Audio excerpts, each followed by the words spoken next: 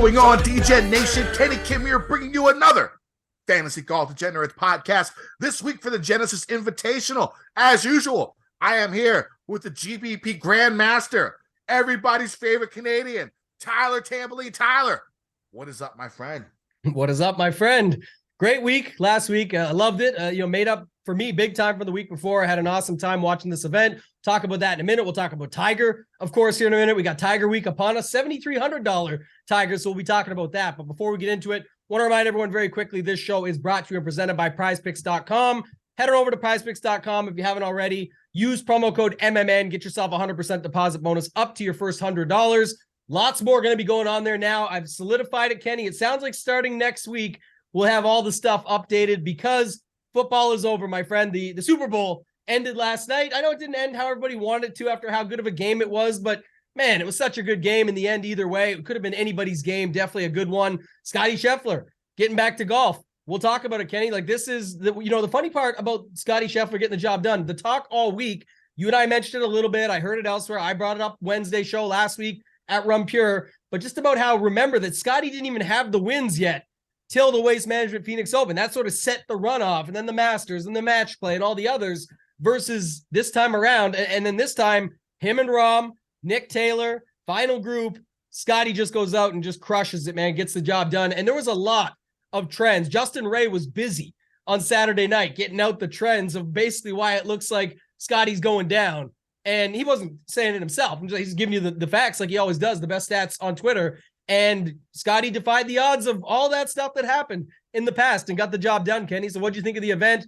Good job on Scotty getting the job. The first 54-hole leader in the last 10 years to hold on and win in Phoenix. The thing about it is, like, he wasn't playing that well. He got lucky a lot.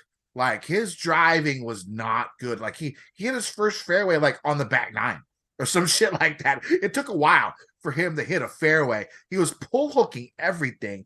Got a lot of really, really good breaks. Like, a couple of bounces could have really fucked him, but they just went his way. And he did his thing.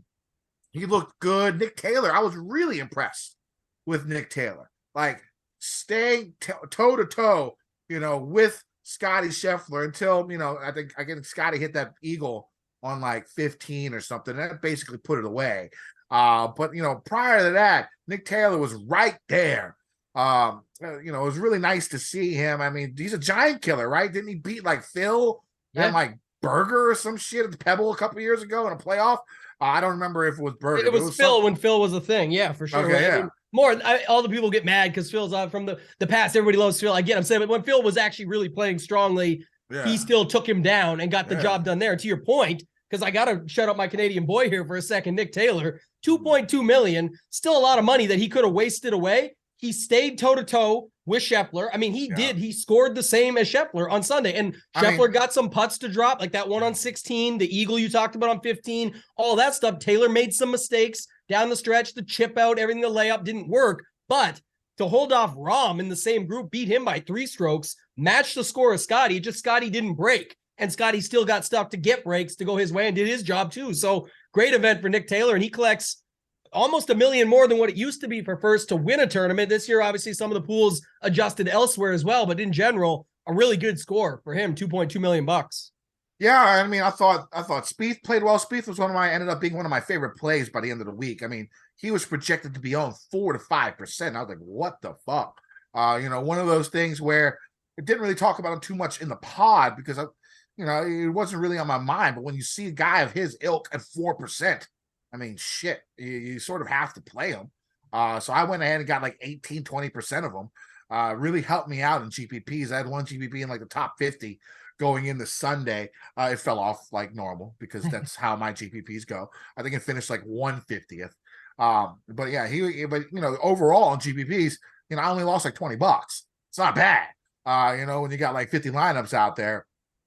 At one point in time, it was a lot better, but I'll take that, especially when the cash was so good. Solid cash game for Cornerstones last week, 3 inside the top 15. And then forget one guy thought Tom didn't do as well, but Sung Jae, Taylor Moore, and I forget the other. Xander, all finished top 15, won 5 of 6. So the cash lineup won again. So I'm 9-6 for the year. Need to go on a little bit of a run to try and get to that 70%. Need to go on like a 3 or 4 week run, get a little gap between 500 and where I am. So we'll see how that goes. But yeah, definitely I'm going to take down that $5 at some point in time. It might be this week. We'll see how it goes. But overall, great week. Winning week overall, even with no wins in the gambling aspect. I think Sung Jae was the closest I had. He finished 6th. Also had him in one and done. So, I mean, I guess it was okay. It was like 700,000 that he won, which is not like nothing. Now I liked like $1 million or, something in the top 5 to get $1 million. Yes. But you deal with what you deal with. Anything else about last week? Anybody else catch her? All right, one thing I want to say, the course setup was so good. Like this is the way courses should be set up, where golfers, if they're playing well, they can shoot 15, 18, 19 under. Golfers, if they're not playing well, they're gonna shoot +5, +6, +3 and miss the cut. There wasn't that much leeway in the course. You really had to have your game going or be lucky as fuck, like Scheffler, to really, have a chance at contending. And I thought the course played really well. I thought the weather was fun, made it a lot of fun to watch. What did you think? Yeah, I will say that was actually a good point you just brought up. One thing for sure, a few things actually, but one major one that you just brought up was about the course. It wasn't just the course setup too, the weather though, Kenny. Like it kind of flipped.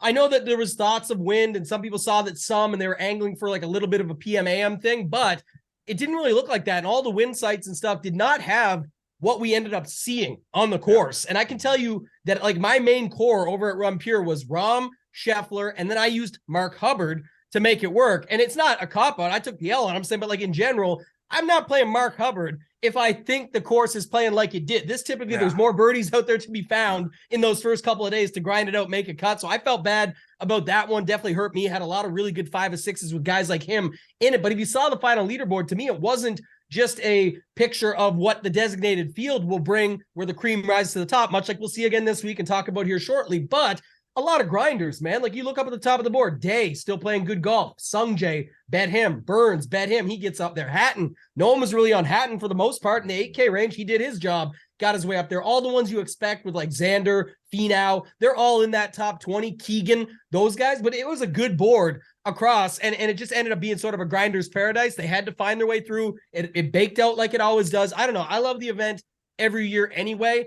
This made it that much more. I thought it was incredible from that perspective. And then I was just going to add one piece, Kenny, because the strategy, the little thing you and I talked about, it's not a strategy, it's just in general, some guys WD'd from last week that are playing this week, and I get all that. But I will say this, like it's just a note for the season. One other thing I thought about today of like adding these designated events, it should be obvious, but maybe not to everybody. If somebody WDs one of these, even if they come back the next one, Lanto Griffin comes to mind, who we talked about pre-show, you kind of got to actually think about that a little bit. I mean, he was injured, came back, shake the rust off at, I think it was a Corn Ferry Tour event, came out, had okay showing, and then he WDs from last week where all that money is up top, and it's, sort of a smaller field, a setup, everything that he can play well and go win some big cash, and he WDs. And I know he's back this week, but just to bring it up, I think that's something to keep an eye on more than in the past where you don't really monitor as much because like, who cares? A guy WD'd. Kind of seems interesting now that happens. And this week, had a few already. One was Davis Riley, and he's not playing this week. And I think it takes like another 3 or 4 more guys to get to an alternate. So just another note for these WDs. But I don't have anything else, Kenny, on last week. I thought it was a great event overall. Really, really solid. Yeah, it was a lot of fun to watch. Let's talk about Tiger. He's back. Sorry, because we're talking about Tiger. But do you want to talk anymore on Scheffler or Ricky? Like Scheffler won. I don't know. Scheffler won. I mean, okay, I had a bunch of Scheffler. I mean, okay, this is his course. Like I said, I think he got lucky a lot of the times, but sometimes you need that luck to win an event, and that's just what happened because he was not driving the ball well at all. And if he drives the ball like that this week, he might not make the cut.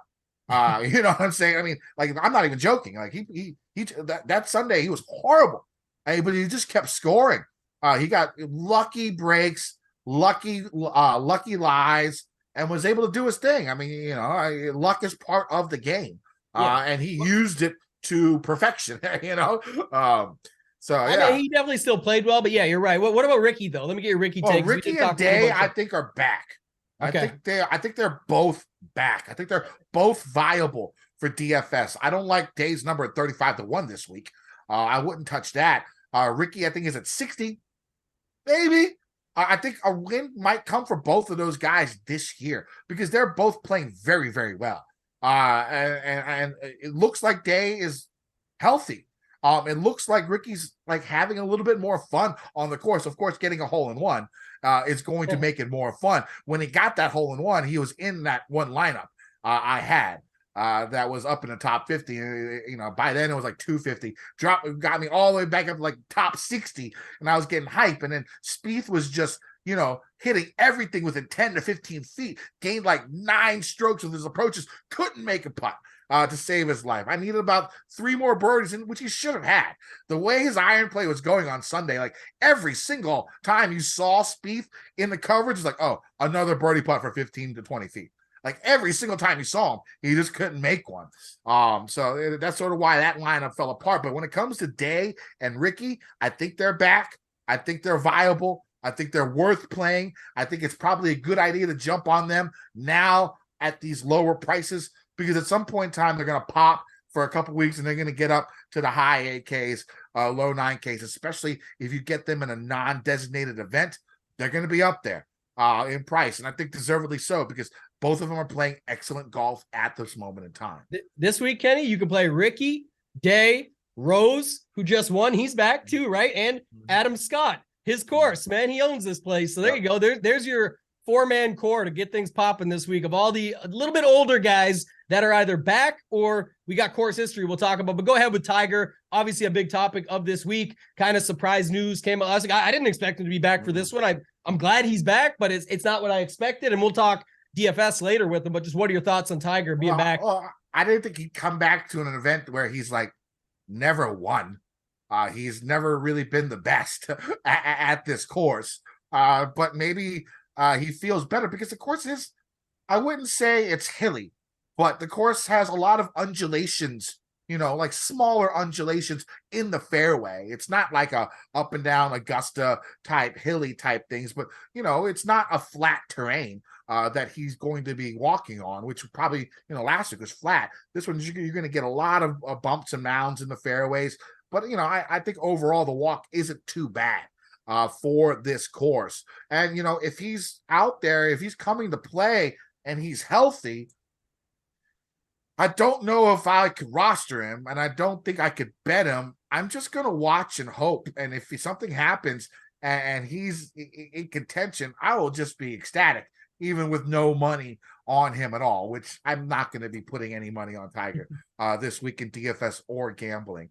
But I really want to see him do well. I really want to see how his leg holds up. I want to see him make the cut and play 4 rounds. And if he can make the cut, play 4 rounds, then you start talking about him in majors. Then you can start talking. Yeah. Then you can start talking about him at Augusta. You know, so we shall see. What's your take on Tiger? Another thing. One other thing. You got to love about Tiger, the Tiger DFS bump.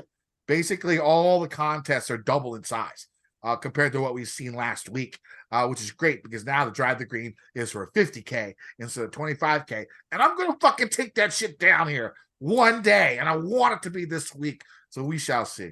I've never stuck up for DK on this matter, but I think those contests were coming even if Tiger didn't play, because everyone says the Tiger ball. I know the old joke. Maybe it's the football. Tiger doesn't move the needle, and obviously he does, but they already had a mega milli lined up before the Tiger news. So I think with that and with football ending, we were getting those contests. The good news is, Kenny, is if he plays well and people get excited and we have fun with it and people come back because of him, it may boost all the future ones, because Tiger is obviously the one that has always moved the needle. That was one of the worst comments of DFS history, that Tiger does not move the needle when clearly he does. But I think we were getting those contests either way. I'm excited about it. Huge week over on DraftKings. My take is this. It's tough. Like you said, I posted, I think the most tweets I ever did on a Monday about one golfer, and it was Tiger, 3 tweets. And first I see is 175-1 and get the each way on that. I was like, I didn't, but I'm like, man, that's crazy. I just never thought I would see that number.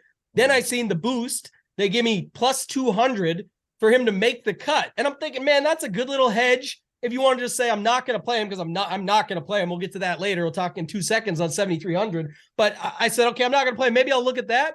I just screwed around. I said, I'll throw $50 on it. Max bet $20. I said, oh, these guys. So you can get him at plus 150. I honestly don't love it. I don't need to hedge the spot. If Tiger does well, good for him. I don't say it's necessarily the emotional side of it, but I'd love to see him do well, but I just can't get to him. And we'll talk more on that later. And then the third post was seeing his price tag. I didn't, at first I thought maybe we could see with the 175 to 1 odds, like a 6,900. Nice. Yeah, right. But I was like, no, it's still Tiger. People got me thinking about it. So 7,300 is not that expensive, No, it's the right price. If you want to play him, people consider it. Yeah, if you want to play him, that price makes it tempting, right? I like that. I like that angle.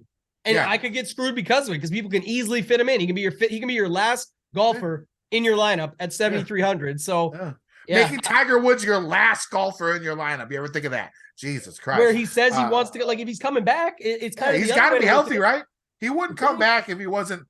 Why would he come back now? Like, why would he risk it? The best one I saw today was somebody say, I think his best finish here is in 1999. He got second. Yeah. And someone was like, he's obviously coming back because it's a course he's never won at or something. So he wants to get the win. He must be ready to go. He's motivated. Lock him in. And I was like, oh, man, you can make the narrative go any way. It's Tiger, but it is kind of funny to think about. Either way, at least they didn't make him 8,500 where it's just an automatic. It'd be like 2%. Now you got to think. What do you think his ownership's going to be? 6%. I was thinking 6 to 8% myself. Okay. 6 to 8%. All right. So let's enough Tiger. Did you watch the first episode of Full Swing? Not yet. No, tonight. I watched it last night. I won't spoil it. No, I'm going to watch it either way as a fan. But whatever you want to say, you can say. It was pretty good. I thought the first episode was smart to talk about Spieth and JT. That was the whole focus of the first episode, where Spieth won Heritage last year, right? And then a couple of weeks later, the PGA Championship came through, and it had Justin Thomas, winning that, of course, from 7 strokes back. And I thought it was smart making that the first episode, because those are people that casual fans know of already off the break. They know JT. They know Spieth. You know what I'm saying? And the drama and the friendship, them talking shit, their money games that they have on the course. I thoroughly enjoyed the first episode. It was a little bit tamer than I thought it would be, but I think they did it on purpose, because when they show the highlights of like the rest of the season, there looks like there's going to be mad drama. Yeah. A lot of fucking drama. Poulter throwing his club in the locker room. I don't know. Yeah. I did see enough comments on it, so I'll get your take and then we can move on. But just in general, that already solidified my original thought that this is. I don't think this is moving the needle. I think you loved it. I think I'm going to love it tonight. Anyone listening to this, Degenerates, are gonna love this show. Mm-hmm. I mean, anything I saw today from people talking about it, and there was negatives on it. It's okay, it's fair. And there was what you just said there, where it's it wasn't like the greatest thing I've ever watched. But yeah, like, is it gonna drive people? Like, I got to get into that next episode. I got to start watching golf now. I don't know. We'll see. But I'm gonna stand by it. And everything I saw today made me think that I'm going to absolutely love it. Now, I didn't check on Netflix yet, Kenny. Can you binge it out, or is it only coming out like 1 episode per week? No. If for the Super Bowl yesterday, there was a Michelob Ultra commercial. You can go on my Twitter feed and find it at Kendo VT. There was a Michelob Ultra commercial where they had one of those little Q codes on the thing. Codes, and if you click the QR code with your phone, it took you to the Michelob Ultra website, which played the first episode only. Gotcha. The rest comes out Wednesday. And I was going to say, I think I said tonight, but I think it's actually the 15th that it comes out. But I can watch that. Someone showed me there's a link that you can go watch it still. You can watch the first episode. That's it right now. At least unless you're listening to this on Wednesday, then you could binge it. And it comes out then. So yeah, that's the thing. There's going to be episodes that are going to be more dramatic. I mean, they're going to be heavy on the live. You could see that. And there's going to be some, hurt feelings and, a lot of shit talking, smack talking and stuff like that. There's going to be that. That's when it's going to get super interesting, I think. And I thought the way that they did the PGA Championship and showing Justin, it was good, but they didn't like talk to Mito. the guy who blew the lead. You know what I'm saying? They showed like his double bogey on 18 and like he missed, but like, they sort of missed out on that part because like that's a pretty intense part of golf, like losing something like that when you're in a major and not talking to the person and not really going around and, experience having the fans watching experience what Mito was experiencing. I think that was a loss. And I'm a little bit weirded out by the timing of everything because is it going to be in chronological order? Does that mean that we're not going to get any of the Masters? No Scotty? Because they started RBC Heritage. So maybe they're going to mix back and forth. It's not going to have a chronological around to your order. point of like starting off with a clean slate with like a guy like JT and Spieth and get them involved. I did hear a lot about that. People were talking about it, like betting on it. What card? Guess what card it is for $1,000 or something. I'm excited to watch it. I can't wait. Like I said, I just from the first results, it's going to be what I expect. People like us love it. Is it going to drive the needle or I guess drive the green, whatever you want to call it? Drive. Maybe not. Probably not. We'll see. Maybe all right, not. We can move on. Let's talk the listener league because I want to thank everyone again. Filled it even faster. Almost asked for 1,000 this week, but he already sent it to me with 750. But I was like, okay, I'll keep it that way. But I just reminded him we are going to go to 1,000. So at the Players, we're going to get it, like I said last week, for 1,000. But we sold out again like a day and a half, like Tuesday night, 18 hours before I think it was total. So I think Tuesday night is when we finished, when we filled. So you guys got to jump in quick because if you want to come in on Wednesday, more than likely it's already going to be filled up. And let's talk about the winner for this past week. Rays fan 24. I'm trying to figure out his avatar, but I can't see very well. Maybe it's a Tampa Bay Buccaneer. It's the Buccaneers. Sure. Yeah, he's a Buccaneers. These are the Buccaneers. Yeah. All right. So he had John Rahm, 24% owned. Of course, Rahm finished in third. He went the Rahm Scheffler route. I think it was pretty smart. You're going to have to get at least two of these studs in your lineup this week as well, maybe even three.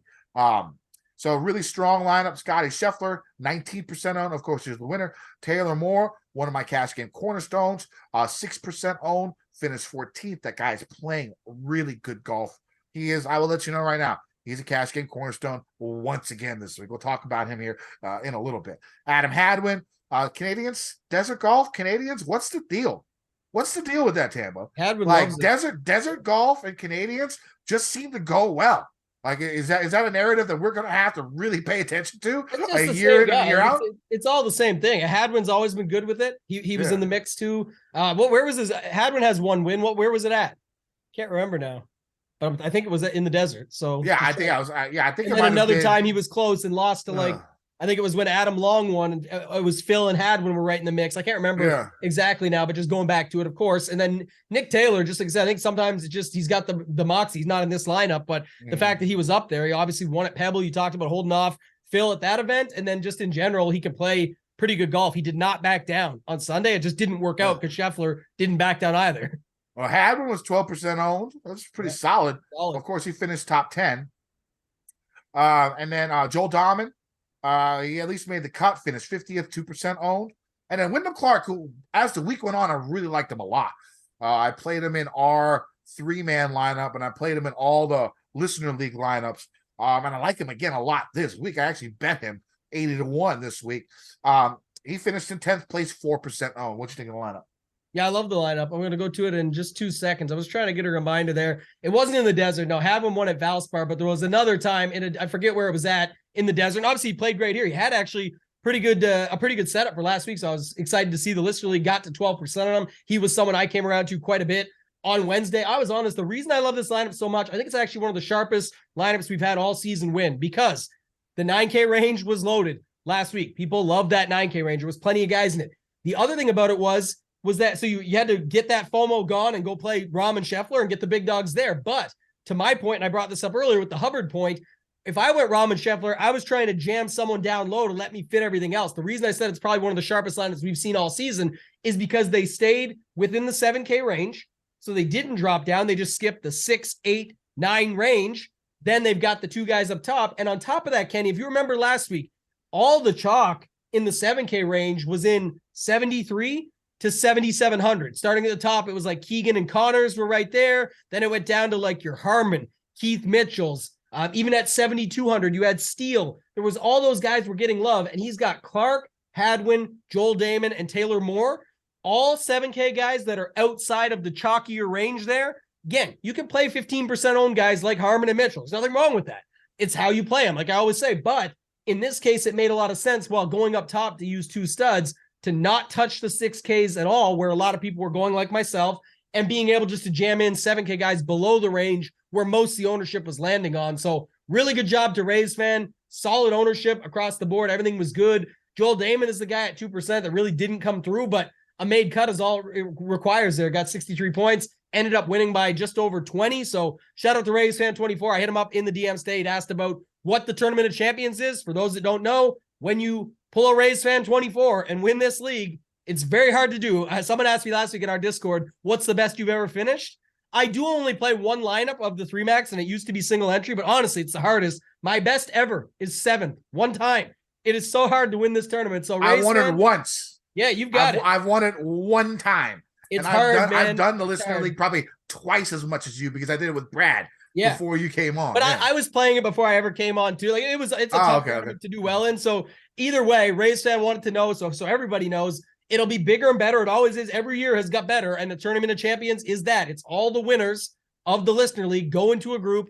We sort out the contest. We sort out the prizes. Last year there was cash, memberships. I think we did one and done entry. There was a lot of things in there that people end up getting to play for free at the end of the season based on winning the tournament. So it's kind of fun. We do it every season. We pick the date near the end of the year, but we'll keep you guys updated on that. But shout out to Rays fan 24. Congrats again. And we'll see you in the 3-man this week with myself and Kenny.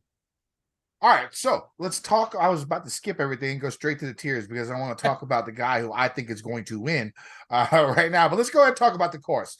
The PGA Tour stays in California this week. The best golfers in the world, they head to Riviera Country Club for the Genesis Invitational. Of course, Invitational, meaning it used to be 120 people. Now it's like 132, I think, total that will be in there instead of the normal, 140 to 156 golfers you see.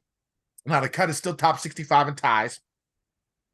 So, in theory, it should be easier to, get a 6 of 6 in theory, of course.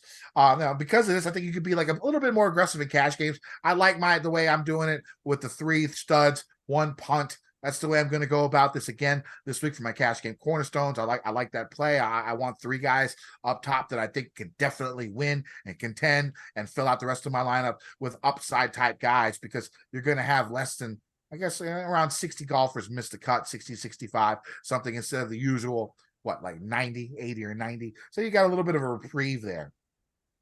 Now, a lot of people compare this course to Augusta. The correlations have been made, that golfers that perform well at Augusta perform well here.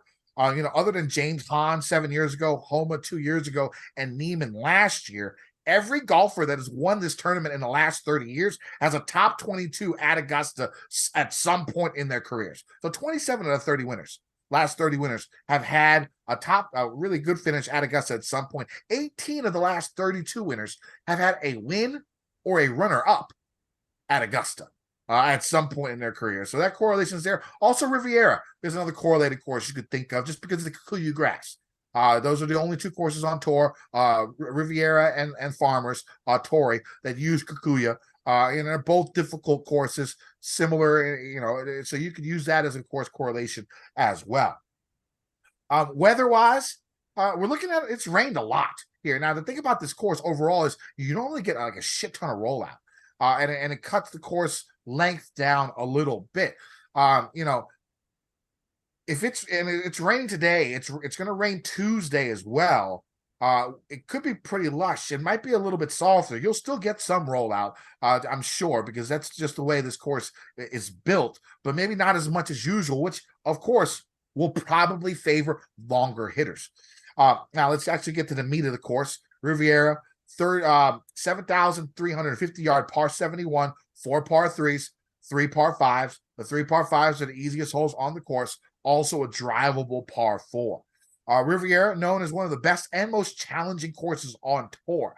Off the tee, golfers see tight fairways, many fairway bunkers and challenging dog legs. You're going to see dog legs both left and right, but predominantly there's a lot of dog legs right on this course. Right-handed guy with a cut, John Rahm, sounds pretty good to me this week.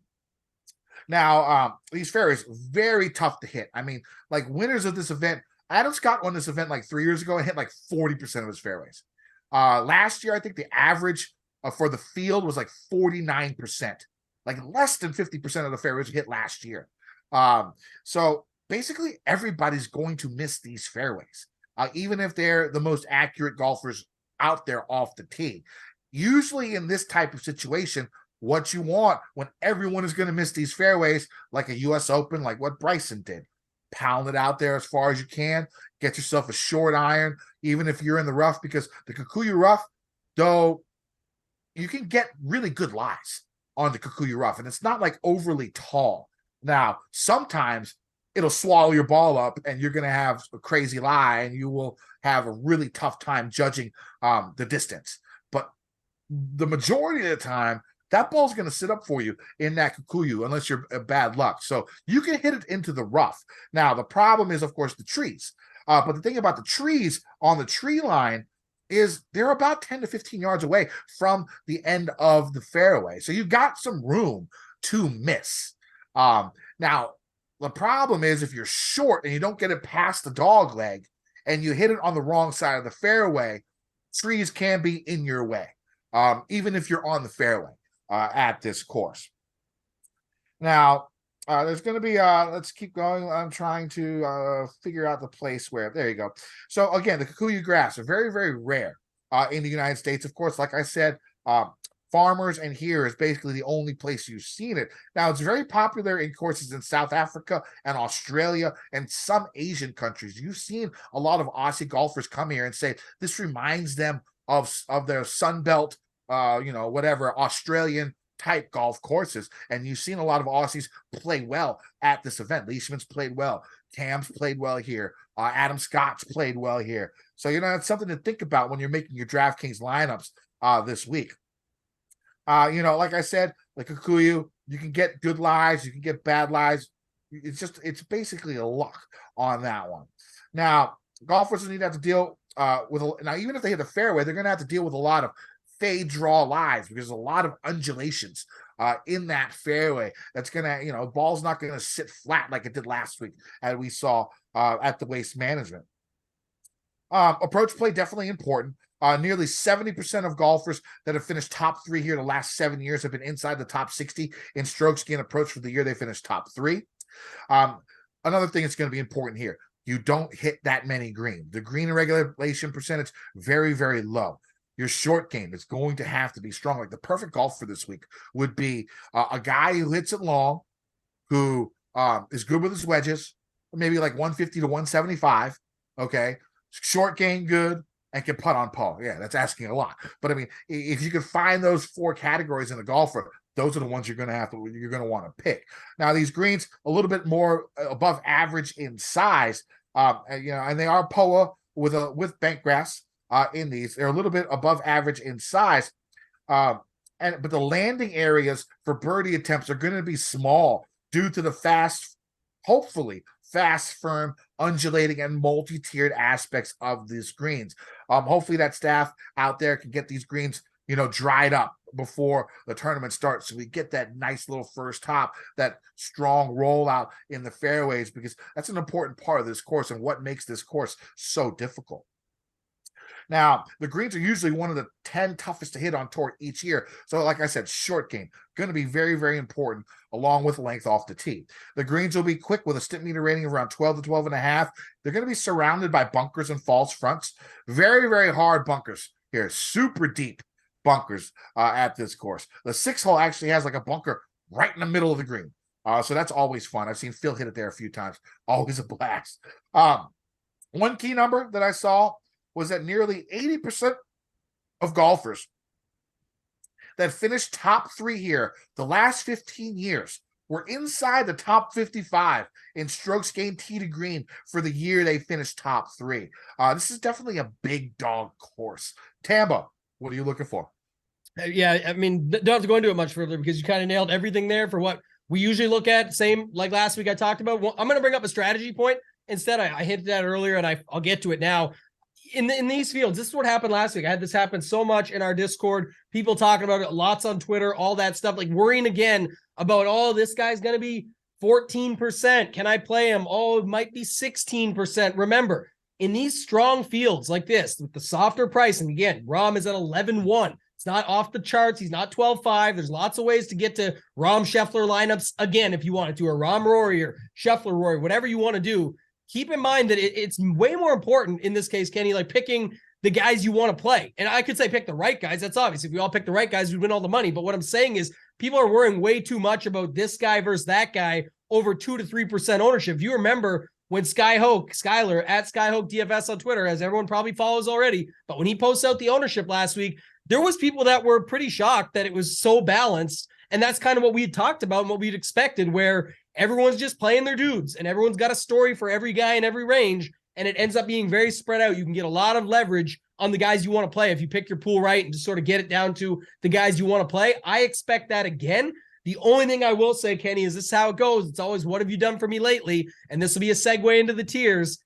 Don't you think we're going to see a week here where people just try and get two of these guys between Rahm, Scheffler, Rory, and JT and just start? I know, again, everyone will still have their ownership in the 9Ks, and in the 8Ks, there's lots of guys. Tom Kim, 8,500. Spieth, 86. Zal, 87.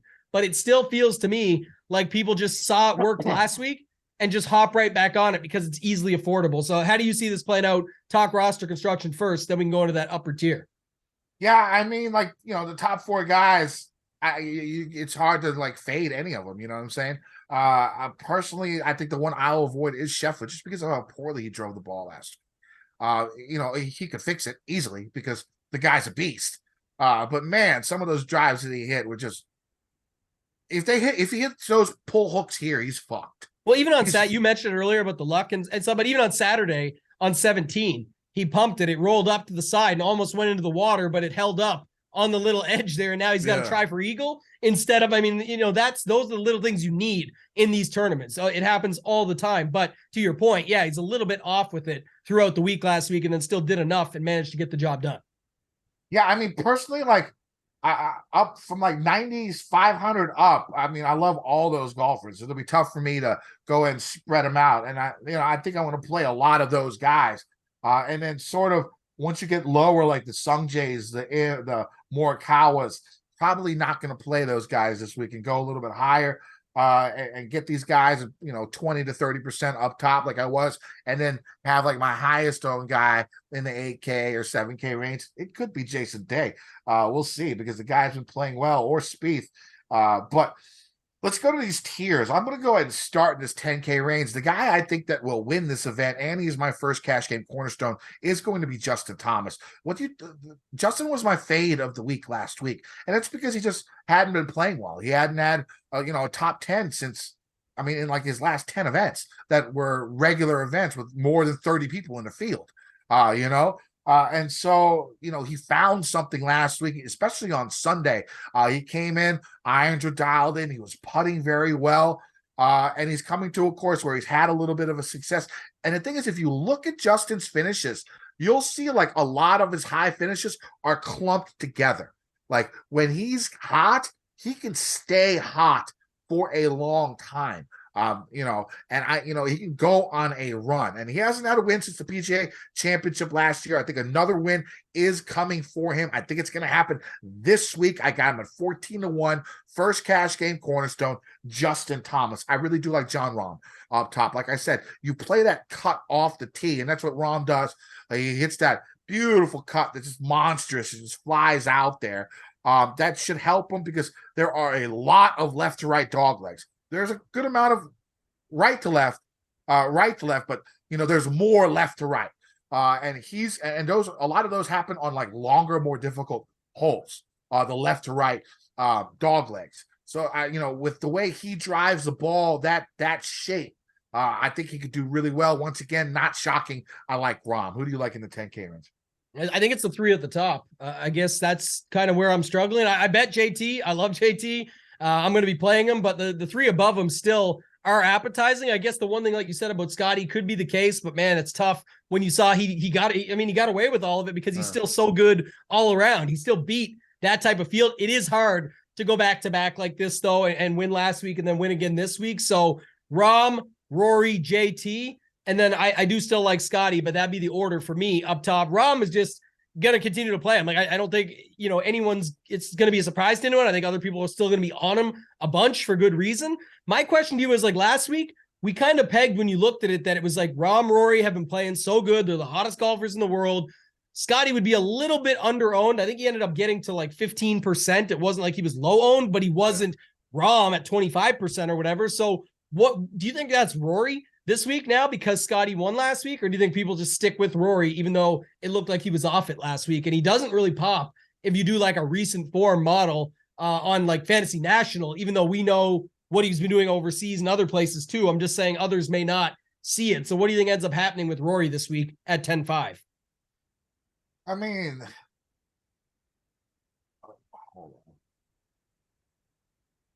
I don't know. I it's Rory. The price is lower. I think he'll still be popular. Yeah. I mean, he'll again, it'll get spread out some up top. And I don't think we see any of the, again, I'm not sure if this week we see anybody get to this astronomical number just because the way it sets up, it'll be guys down low in this 9K and 8K range when we get there. I think it's the 8K range, but we'll get there shortly. So for me, Rahm, Rory, JT, like I said, Scotty, just hard to go back to back. I bet JT, so I'm not going away from him in DFS. It's not a hedge or anything. I think he can do what he did on Sunday. My God, he could come out there and just crush, but it's a shaky history here. It's like a boom bust, like 6th last year, couple missed cuts, 2nd and 9th, some bad finishes, 39, 54, 41st, like, that too. But the driver always still worries me. Will he play like he did on Sunday? I don't know, but it's that order for me. Rahm, Rory, JT, Scheffler up top.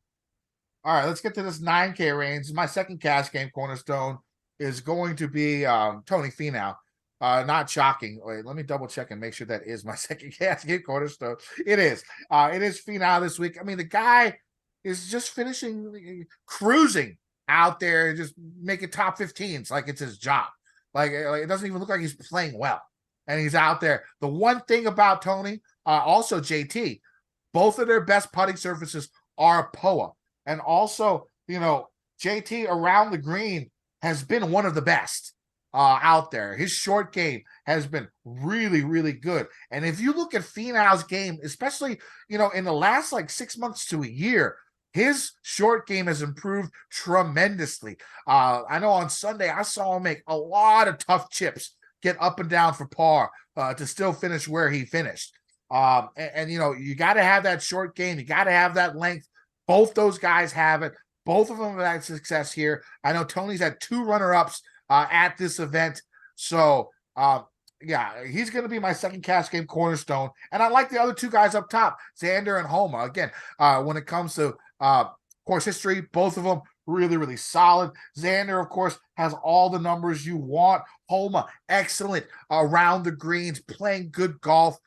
Those are the guys. Once you get lower than that, I'm not the biggest fan. Yeah, I'm high-low on this one. So the guys up top, Xander, for sure, who you just talked about, everything looks good across the board. Again, last week, not even the best finish. It was like a 10th place or whatever. But again, he's just doing his thing.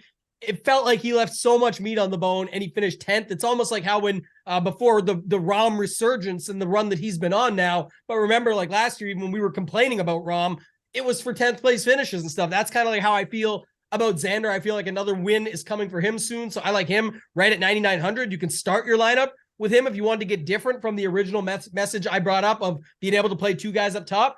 I can start with Xander. Tony Finau, who you mentioned, 2 runner up here. Stats-wise, he's got it all. He looks great across the board. Then it goes Cantlay for me down at the very bottom at 9K even. Last week, not the best, the miscut. Before that, though, much better. And now it just feels way too cheap. 9,500. Yeah, too cheap. I thought it was cheap. Cantlay too. Yeah. So I'm going to go there. I think that's good. And then lastly, Homa. I don't know what people are going to do, Kenny, because this week, 9,700, man, you've got Finau, you've got X, you've got JT and the guys up above, you got Cantlay down below. Like he just, in my opinion, has to get squeezed. But people that follow the course history stuff, 10th, 1st, fit, like won the event. And then you go back to recently, he's coming off a 39th. Wasn't his best outing last week, but the win before that. So I don't get it. That's just, I don't see how people can get there. So I'll be able to get overweight easily. So those would be the 4 guys for me in this range: Xander, Finau, Homa, Cantlay, all on first look. I always have a little love for Sungjae, so I don't think I'll be able to get away from that. What's your take on Kawa, though, after burning guys last week, right? Everyone loved Kawa at 9,700. Now he drops to 9,300. That's not that much different than Cantlay going from 95 to 9. So what are your thoughts on him? He played well not last year here. I think he finished 6th, right? Last year, Kawa second. Oh, he was runner-up last year. So, I remember fading him last year because I was worried about his short game. Obviously, he played well enough last year to get through and finish second, but I think he was playing a lot better golf than he is currently. The game is sort of a little inconsistent. A good week, bad week, good week, bad week. Will I say you shouldn't play him? No. Will I play him? At this moment in time, no. I had him start earlier, last night. I was like, I think I might play him because people might be on that flop lag and maybe he won't get as high ownership. Now, if he's like 10%, I might have to think about it again, but I don't think he will be at that price. I think he'll still be popular, 15, 16, 17%. I'm not an ownership guru, so we'll see. One quick note on Kawa, though, gained almost 6.8 with the putter and still finished second to Neiman here last year. He shot a 65 on Sunday, did everything required, and still came second. Neiman was just on fire last year. I remember that. So I guess we'll say goodbye to Neiman. We won't see him. Actually, will starting next week. The Mayakoba Live event is next week, but he'll be back. But besides that, to your point, he had a 5th at the Century. Before that break, he'd had a 2nd at the CJ Cup. Talking Morikawa, of course, for like you said, he was playing good golf coming in, but it's no different than coming in here. He was 2nd and 3rd before the missed cut. So I don't know. You could go back to him if you wanted. I think I still like all those guys I mentioned ahead of him, but it's just a quick note that there is a potential flop leg spot for a guy like Morikawa here. Yeah, we'll see. If I think he's going to be underowned, I'll probably put him on there. Yeah. Now let's go to this 8K range. A lot of popular names: Hovland, Young, Zalatoris, and Tom Kim. I might not play any of those guys. What's your take on this 8K range? Why not? I'll give it to you in a second. Okay. Why would you say? Why you say that? Zalatoris, I'm worried because Travis Fulton, who hosts the Stripe Show podcast, he's a professional. What's it called? Coach. Yeah, he's a pro. He's a golf pro. He used to be pro at like the where the PGA headquarters is. He used to be like a head pro there, and he has his own show, the Stripe Show podcast. He looks at golfers' swings really in depth. If you listen to Andy Lack's podcast about how he gets so in depth with the course, Travis does the same thing with golfers' swings. And he has the qualifications to talk about him because he is a pro, a teaching pro. I've actually gotten a couple of free video lessons from him. The guy knows what the fuck he's talking about.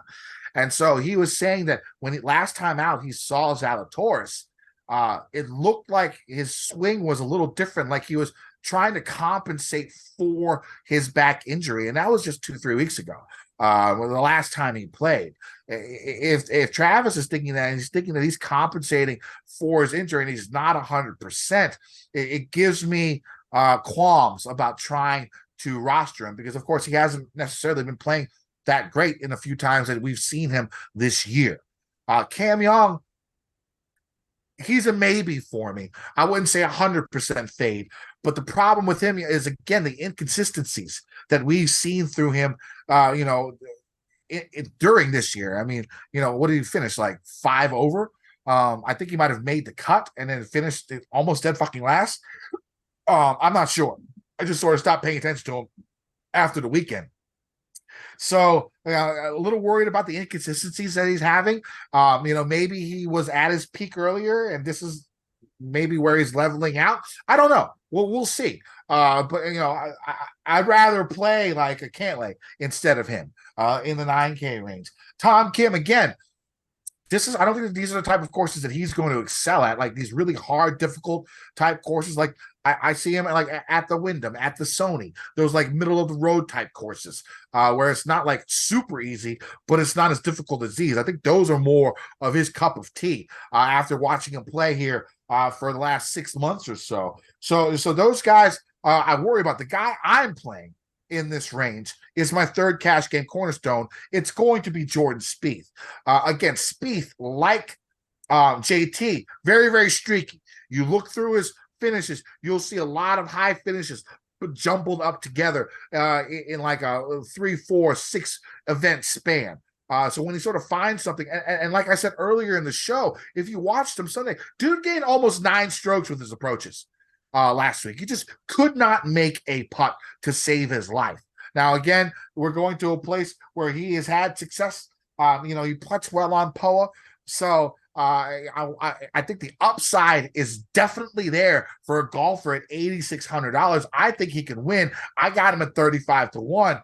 Great price, great for cash, because then, really you don't even have to touch the 6K range, and you'll have, 3 top guys, I think, this week in your lineup. I like Spieth a lot. Again, we talked about Jason Day. I think he's back. I think he's worth the price. Now, if he's like 20% owned or something, then maybe I'll think about it, because, what Tambo said earlier about the ownership, when you get all these guys like 9K and up, if they're going to be highly owned, but you love them, who cares? They're elite golfers. You could differ other places. I don't consider Day in that echelon yet. So if he gets like 18, 20%, that could be a fade for me when it comes down to it, because I don't see him in that elite level quite yet, where you don't worry about ownership if you like the guy. You know what I'm saying? So, but if he's 50% under, I'm in. I'm definitely in on Jason Day. I'm in on Hideki. Again, this price seems very, very cheap for a guy, a ball striking master whose short game, is one of the best strengths of his game. For a while there, last year, in the middle of last year, if you look back at the last 50 and you're using Fantasy National or Gups Corner or Run Pure or whatever site you use to look at previous events and how well they fared, he was like number 1 in strokes gained around the green for the longest time. Now he's like, top 15, but still great around the greens, and you're going to need that at this course. I like this bottom level a lot, man. Adam Scott. I think Adam Scott could make good cash play. The guy plays this course extremely well every year. We've talked about the Aussie narrative already, where for a lot of these Aussies, it seems like they're playing at home, like one of their courses, like a Royal Melbourne or something like that. And his course history, it proves it. The guy just plays extremely well at this event. And Terrell Hatton, again, after what he did last week, he finished top 10. Really, really strong showing. You got to love Terrell Hatton. Above average around the green, really good putter, sneakily long. Like, he's not short by any means. He's inside the top 50 in this field in driving distance, sneakily long. I like this 8K range a lot. So I think I can, really skip from like 9.4 to 8.7, that range, and just go above and below that, and maybe throw in Cantley in between. And I think that's how I'm going to go about it, because I do like this bottom 8K range a lot. Yeah, I'm kind of high-low again here, besides Jason Day, who you talked about in the middle there. He makes sense. I guess it's kind of like if there was 6 guys in this range, it'd be like Hovland, Young, then it would be like Day, Fitzpatrick, and then probably Hatton, Scott, because at the bottom, I'm kind of all echoing all the points you said on those guys, the obvious, but just in looking at it, most of it is off the tee and tee to green is kind of how I'm seeing it, Kenny, and just looking at those guys, some of their history, their past results here, all of that, and then potential upside of these guys as well. But to your point, this range gets harder to hit up if you want to go the route I was talking earlier, where you're playing 2 up above. You have to skip a lot of guys. Like, there's got to be a bunch of FOMO this week if you're skipping all the guys, like our guy Rays fan 24 who won the Listener League. You pull that again this week, just naming a bunch, but like Xander, Finau, Homa, Kawa, Cantlay, Hovland, Young, Zal, Spieth, Day, Fitzpatrick, Hatton, Rose, Scott. You're letting a lot of guys go. So the better strategy might actually be to like pick your stud up top, because if people are going to do it from last week and then hop into this 8K range and pick 3 guys you like. I know you were willing just to skip it and fade it, but you then talked me into some guys in there. And the one thing you said about Zal, because he's interesting, I bet him at 35, but not in each way. So I could actually still cash it out. I'm just thinking in general, though, when you mentioned that, here's the other factor. What I brought up earlier, Kenny, like he missed the cut at Farmers and he did not play last week. You're only allowed to skip one. I don't know why. Maybe it's just that's the one he already had planned to skip in Phoenix and he decided that. I don't know the whole history on it, but my point would be it's definitely like his approach was way off at the Farmers. So you talked about Travis Fulton and the swing and all those factors. Man, this place should set up well for Zalatoris. His last couple of results here, 26th and 15th. I think he's a better golfer now than he was then. So I don't know. It's tough to think about Zalatoris, but it does make quite a bit of sense when you talk about it like that. So it's something interesting to ponder. But those other 6 guys are definitely ones I have interest in based on, like I say, stats, history, upside. It's just all how you use this range, and kind of just gave you a few ways I'm thinking about using it. So that's all I got here in this one. Going to the 7K range, Tambo. Yeah, going back to this one, like this is where I think we're going to see, like last week, Kenny, the congestion, right? You got the sort of up top. If people go back to Ricky Fowler, you got Keegan Bradley, Keith Mitchell, Kashmir Keith is catching on. So that's becoming a thing. And he's starting to pick up ownership left and right. Alex Noren played really good golf last week. JT Poston, another guy that people were high on last week at 7,300. So if you look at him, I think you could see people going there as well. But the one guy you and I talked pre-show on that I want to talk about quickly is Taylor Montgomery. This is a guy that, you've got something you want to talk about him. I think it's a good point. I'll let you bring it up. But just in general, definitely a guy that people kind of eventually got onto last week based on his results coming in, 31, 5th, 12th. Not seen this course as far as I know. It looks like a debutant. So to me, going back to him at 7,600, I'm just not sure how many people will, Kenny, but I like him. I like Keegan Bradley up at the top. I think they're grinders. And then maybe a little Siwoo Kim. He doesn't have the best history here. It's actually pretty bad, but I think it's a guy that if you look at his all-around game and you talked about being able to scramble and all that stuff, you play him for the boom bust. There's a few guys like that when we get down below even further, but for sure, some of those guys up top. Talk about Ricky and talk about Taylor Montgomery. Just thoughts on those guys. I'll go with Taylor Montgomery. He's one of my favorite plays in the 7K range this week. Last week, he was one of my biggest fades because of how easy the putting was at Waste Management. I mean, the putting at Waste Management, one of the easiest places to putt on. Those greens are velvet, smooth, flat, really easy from, 10 to 15 feet comparatively to other courses on tour. This week, completely different. One of the hardest courses to putt on tour, because of the undulation, more and the POA greens, the sticky POA greens, the bumpy POA greens. This is going to be a lot harder than Pebble. It's going to be a lot harder than the Farmers for when it comes to POA. And I want to play Taylor Montgomery anytime there's a course where the putting is difficult because he is literally the best in the world. Also, his short game, well above average. His length, well above average. Par 5 scoring, very, very strong. You're going to need to score a lot on those par 5s. And that was another weird thing about Scheffler last week, where his par 5 scoring wasn't even that great, and he still was able to win. It was really incredible shit what happened with Scheffler last week. It still boggles my mind how he won. But, yeah, I love Taylor Montgomery. I'm going to roster him. Might be one of my higher owned guys. I'm thinking 30% plus. That's how much I like Montgomery this week. I think I bet him at 90 to 1. So we'll see how that goes because I think this course is going to be good for him. I think the difficulty of those greens is going to be good for him. POA is his best putting surface. I mean, it makes sense to me. Give me some Taylor Montgomery and give me some Ricky Fowler. The guy's playing exceptional golf. Well above average. He's playing more consistent, just getting top 25s after top 25s, making a lot of cuts, seeing the weekend, in contention earlier in the fall. It's coming back for him. His swing looks like it's sort of back. He had that weird super flat thing that he was doing, and it didn't look, it was even, he has that flat swing anyways, but it was even flatter than before. Now it looks more like his old swing of old, going back to the Harmons. I think he's definitely playable. I'm going to play Ricky. There's no doubt. But another favorite play, Wyndham Clark. Again, I'm betting 80-1 this week. Length off the tee, superb putter, really good short game. I mean, and really good par 5 score. Those are the things you want for this course. So I like Wyndham Clark a lot. Again, Keegan, I'm back on Keegan.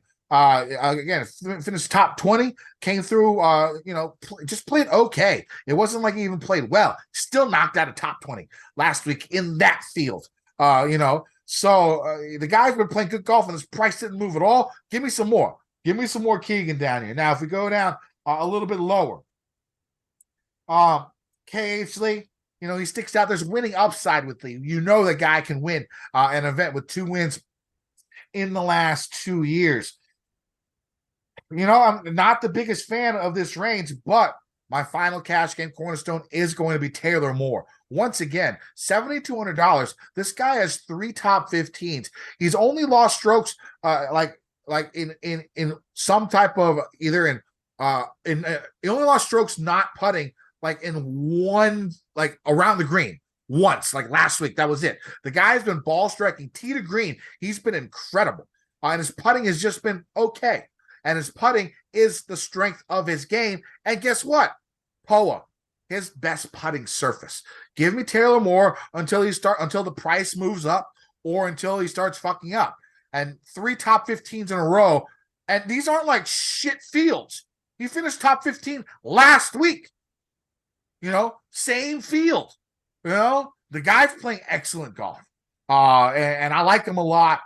Give me some Taylor Moore. Cash game cornerstones this week are going to be Justin Thomas at 10,100, Tony Finau at 9,500, Jordan Spieth 8,600, and Taylor Moore at 7,200. Leaves 14.6 to fill out the rest of your lineups. Now, if you're going to go a little bit more, I'm not maybe Patrick Rogers, really good Sunday. Again, another guy who's better on POA. That's someone. Do you go back to Cameron Davis? He's been playing so bad. But I feel like this is a course that he could play well on. Yeah, I looked at him already today too. And then the conversation you brought up earlier, the Kikoyu grass, talking about the Australian narrative there with all playing well on it. So I think you just gotta play him and move on, because who cares? Not because of just that. I'm saying obviously he's got talent, upside, possibility, and the price is fair.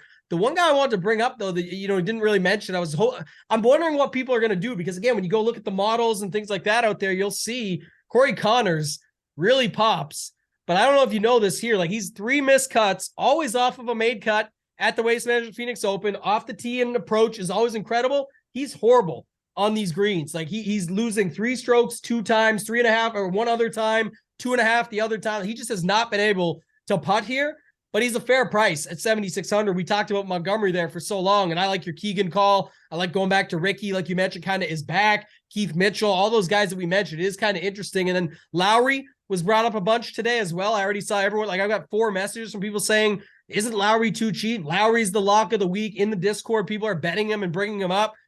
I don't even know. He's playing straight garbage, bro. Yeah, I was on right him last. now, so I'm not. It's just the price, I guess. That's why people want to go there. So I thought that one. I'd rather have Fleetwood at that price. Yeah, give me Fleetwood at that price. I like the other European guy right there, Detry. Snoring. Oh, I like Detry. Yeah, I like Dietrich more in a birdie fest. He's great anyway, but I'm saying I prefer him there. I still like Noren though. Noren was awesome last week, and this is the exact type of course you want him on to me. So I'm fine with him being able to find his way around, grind his way out. You go look too, some of the stats on there, not the best off the tee, but everything else looks pretty solid. The around the green, the short game, the greens and reg, all that stuff. So I'm okay with him. I like Poston for that same reason. I like Lucas Herbert, who we talked about last week some. He ended up coming out. It wasn't a good result. It was a 50th coming off the third, and 10th, but I don't mind going back to him. Hostler, I'm not sure if you saw his Sunday, 8 under on Sunday. I think that's a pretty good round for a guy like him. Yeah. Denny McCarthy can find a putter. And then Matt Kuchar is the old guy. I'm going to actually add him to that topic up top there. What did I say? It's all those old dudes that are bouncing back, or call him old now, but he's actually probably the oldest of the group. But Kuchar, Rose, Day, Ricky, Scott, all those guys, Kenny, they're all in the mix. And Kuchar's just fine. I think Kuchar's been playing decent. He's got good history here. I think you can go back to Kuchar at 7,100. I got no problem with him either.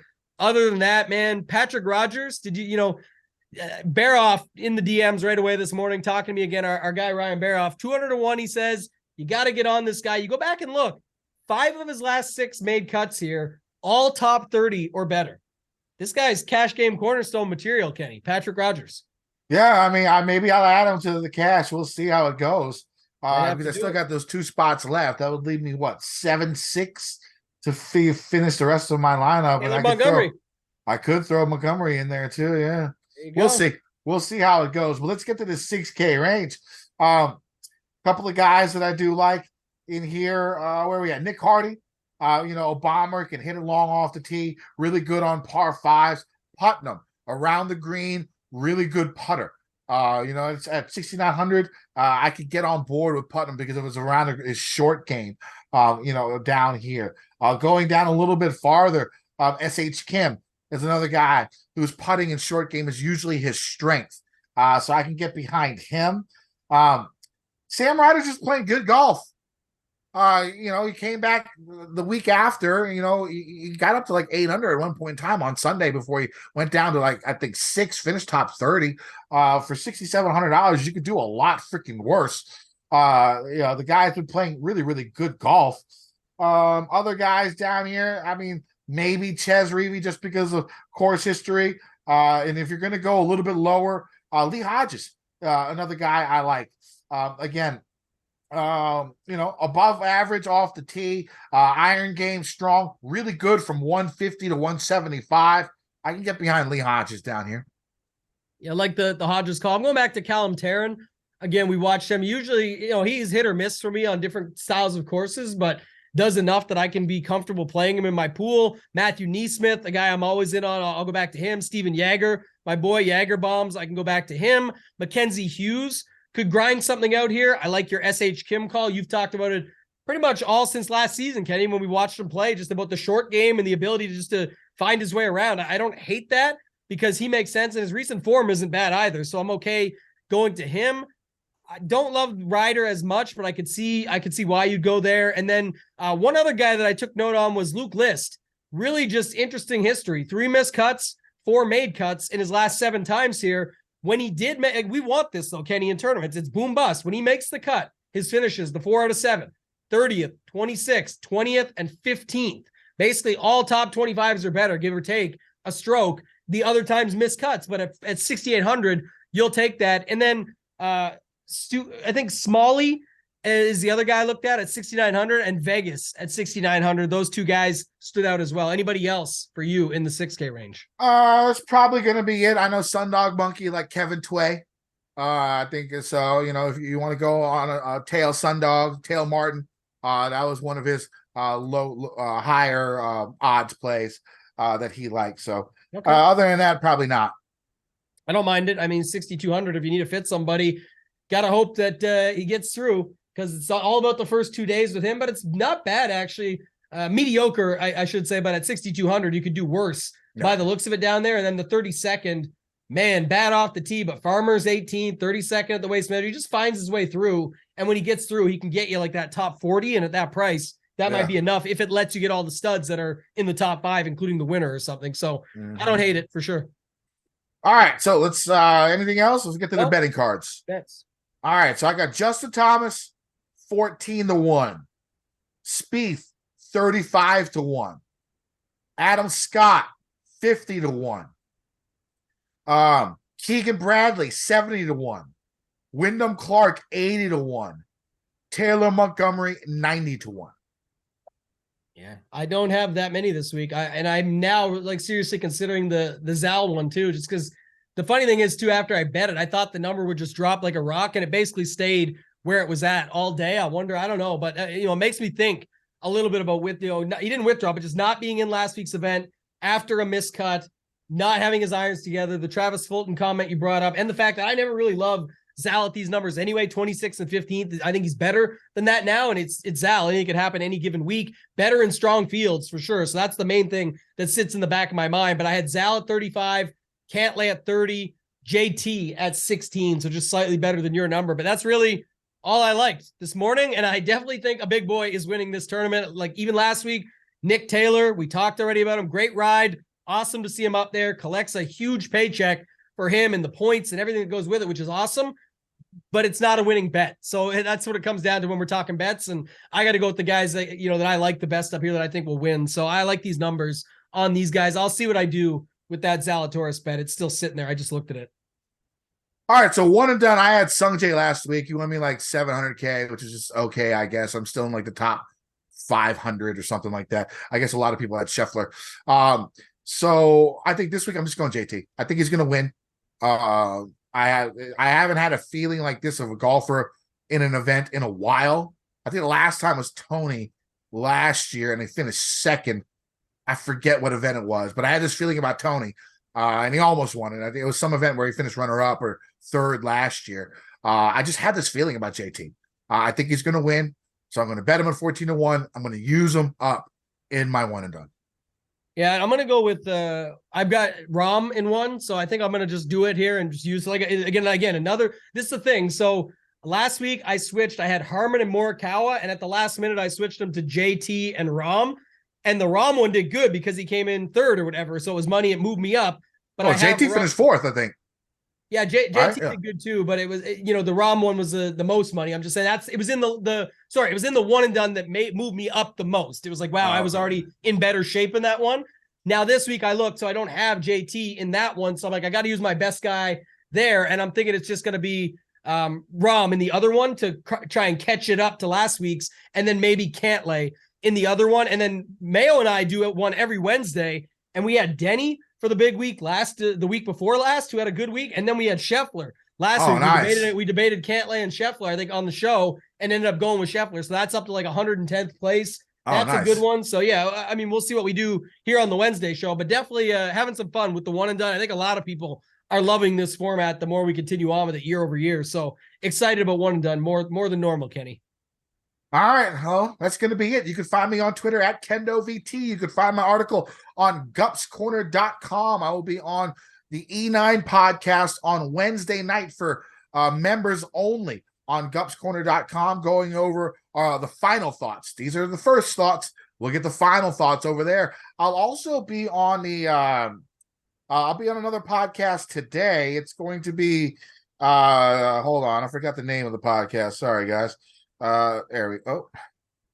Go ahead, Tambo. You do your thing and I'll tell them. You can find me on Twitter at Totag and Tambo. Add me there. I'll have the tidbits out on Wednesday morning. Like always, all the free pieces. Get a lot of people that hit me up and say they helped them win money. So I love doing that every week. A lot of great people around the industry doing content, try and compile as much of it as possible, curate it out, get it there for you guys to be able to get some stuff for your bets and for DFS on top of what we're doing here. And then, of course, runpuresports.com. Head on over to runpuresports.com. Use promo code TAMBO15 if you want to get in. All sports, one price, 15% off. My final thoughts, myself, Big T, doing the premium show every Wednesday over there at 3 p.m. Eastern, so you can check that out. And then back here on this channel, Thursday and Friday nights for the round 2, round 3 showdown shows. Those are both free, somewhere in the vicinity of 7 to 8 p.m. Eastern on Thursday and Friday nights with different guests throughout the year.